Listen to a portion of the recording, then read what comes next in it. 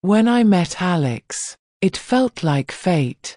He walked into the small bookstore I often visited on weekends, his tall frame and confident demeanor drawing everyone's attention. I was tucked away in a corner, flipping through an old classic, when he approached me. "You seem lost in another world," he said with a disarming smile.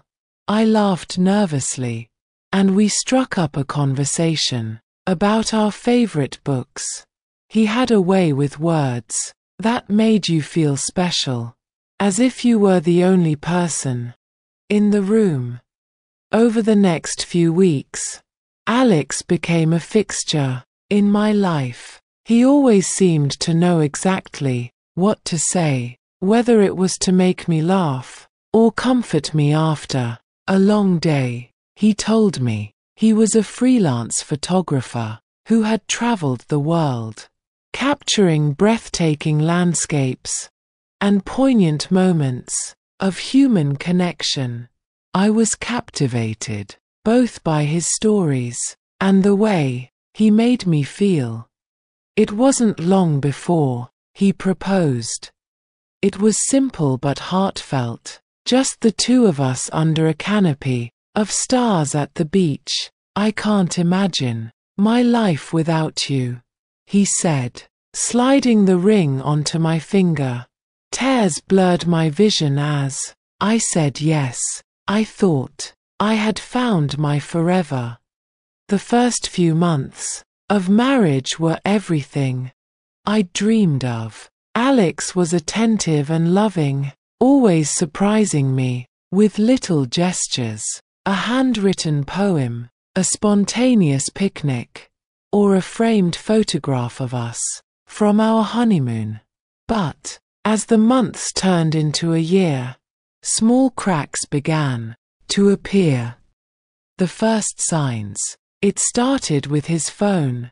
Alex had always been open with his devices, but now he kept it on silent and face down whenever we were together. I didn't want to jump to conclusions, but a nagging feeling in my gut told me something was off. One night, I saw a notification pop up, just a name, Emma. "Who's Emma?" I asked casually. "Just a client," he replied, without missing a beat, his face betraying nothing. I tried to push the thought away, convincing myself I was being paranoid. Then came the trips. Alex began taking more work assignments. Often with little notice, he'd pack his bags and leave early in the morning, returning days later with vague stories about his photography gigs.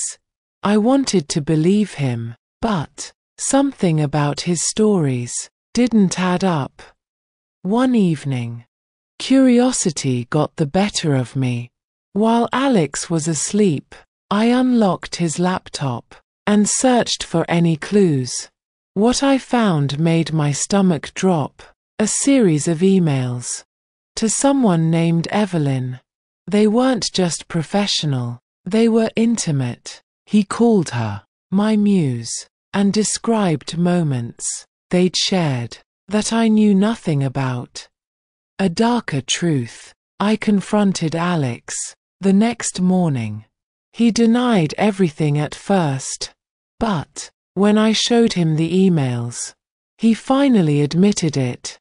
"She's just an old friend," he claimed. "We had a history, but it's over now." I wanted to believe him, but the doubt lingered. Over time, his behavior grew more suspicious. One day, while cleaning our bedroom, I found a receipt tucked away in his coat pocket for an expensive necklace I had never seen before. "Who's this for?" I asked, holding up the receipt.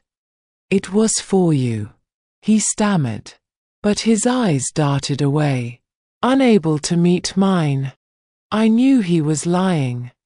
The stranger at my door. A few weeks later, I came home to find a woman standing at my door.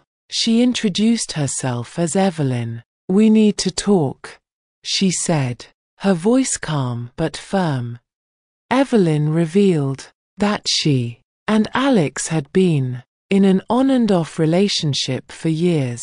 "He told me you were just a phase," she said, her words cutting through me like a knife. "He promised he'd leave you." I was too stunned to respond. When Alex came home that night, I demanded answers. His response shocked me even more. "She's lying," he said, his voice trembling. "She's obsessed with me and won't leave me alone." I wanted to believe him, but deep down, I knew the truth. He wasn't the man I thought he was.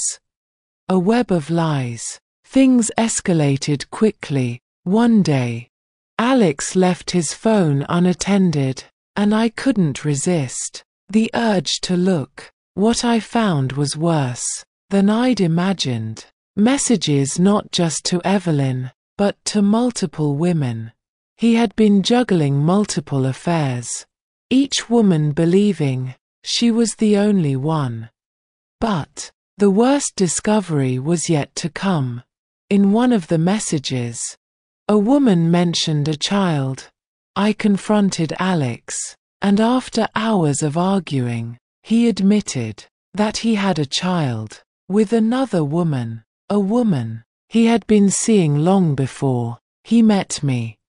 I felt like my entire life was a lie. Every memory, every promise, every moment we had shared felt tainted.